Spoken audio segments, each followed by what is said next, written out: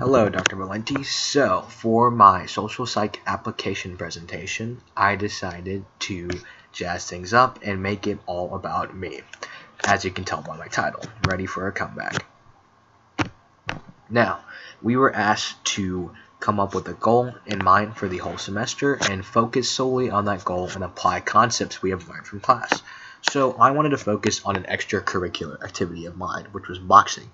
I've been boxing since I was around, I want to say when I was around the 7th grade or the 8th grade.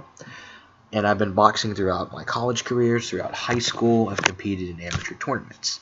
Now, the tricky part about boxing in college is there's a lot of other moving parts going on. So I have to focus on school, and I have to also focus on my social life, but also on boxing. And it's obviously a lot of strain, boxing. It's a very high-impact sport.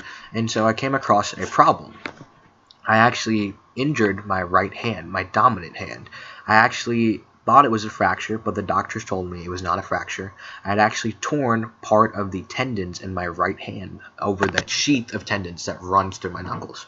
And so whenever I would punch, I would have all of these pain. And it seemed like inflammatory pain, but it would be very sharp and it would diffuse. So that hindered my boxing progress, and I had to take a break from boxing. But I was recently cleared toward the end of the semester to start.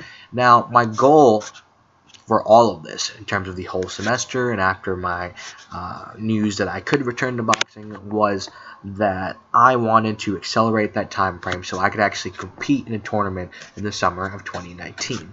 Now, how am I going to do this?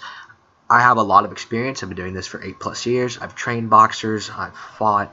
But how do I accelerate my training without getting more injured? And also, how do I overcome those obstacles?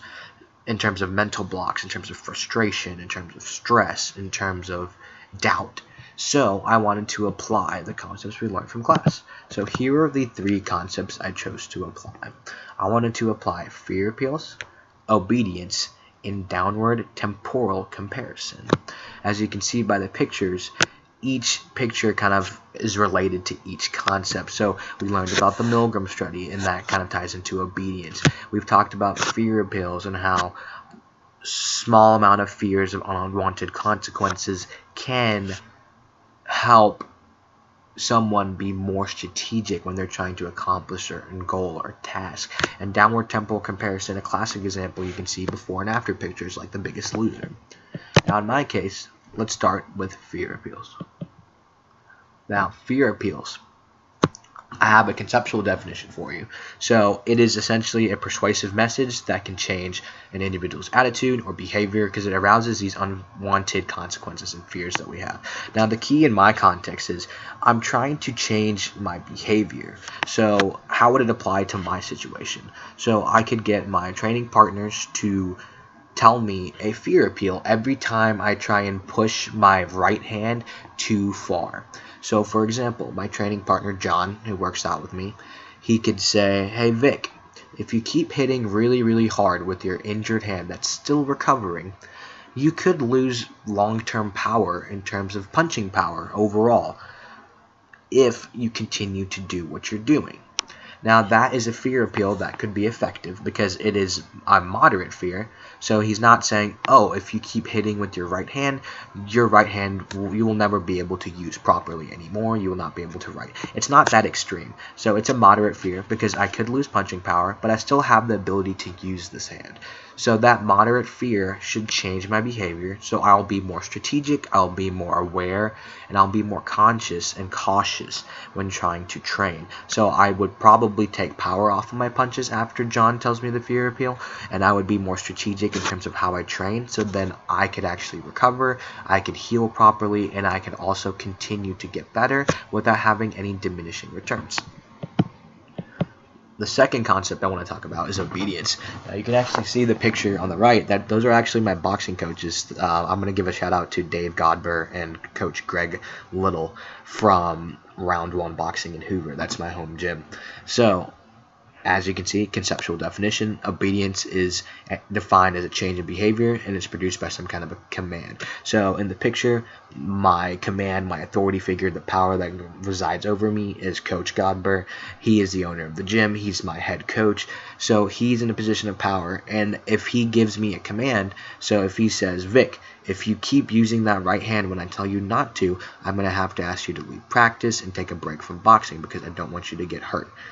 So he's in a position of power, and also, in order for me to obey, his commands have to kind of elicit some kind of negative consequence or a potential reward, but in this case, it's going to be a negative consequence. So if I don't obey him, then I'm going to feel bad. I'm going to be like, oh my gosh, I'm going to have this unwanted consequence of being dismissed from practice, and I won't be able to continue to do what I love, and so I'm going to feel obligated to listen to his command.